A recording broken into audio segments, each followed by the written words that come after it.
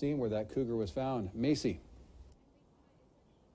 Well, Matt, Renee, there were several reports over the last couple of days of cougar spottings. There was one this morning near the Walmart in Springfield on 28th Street, and then the second one was today after 1 o'clock here near 30th and Olympic, just around at this house right over there. And that's when police say that they knew that they needed to take action.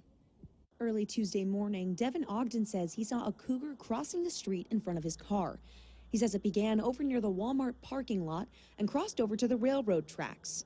He described it as a large animal with a long tail, likely 150 to 200 pounds. He immediately wanted people to know that the cougar was still out there. A little freaky, I guess. Didn't expect to see a cougar right there in town, but I figured I'd better let people know. This came after the first sightings on Sunday. First near 10th and D Streets, then again jumping fences in an alley on E Street. One of these locations was actually near an elementary school, Two Rivers Dos Rios Elementary. And even with school out, that was scary for many residents. Don't want something to happen to a little kid in the backyard or something. I spoke with Nick Cady, the legal director at Cascadia Wildlands, to find out why cougars sometimes find themselves in town. And he says it's largely due to the hot weather we're having.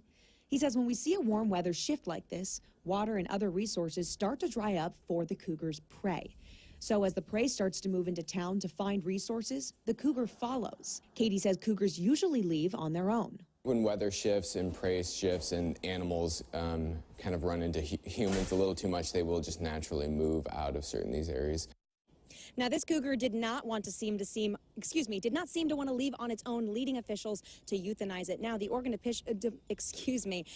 Department of Fish and Wildlife did tell me, though, that they weren't planning on euthanizing the animal unless it became a threat. Live in Springfield, Macy Highland, KEZI 9 News. Thank you very much.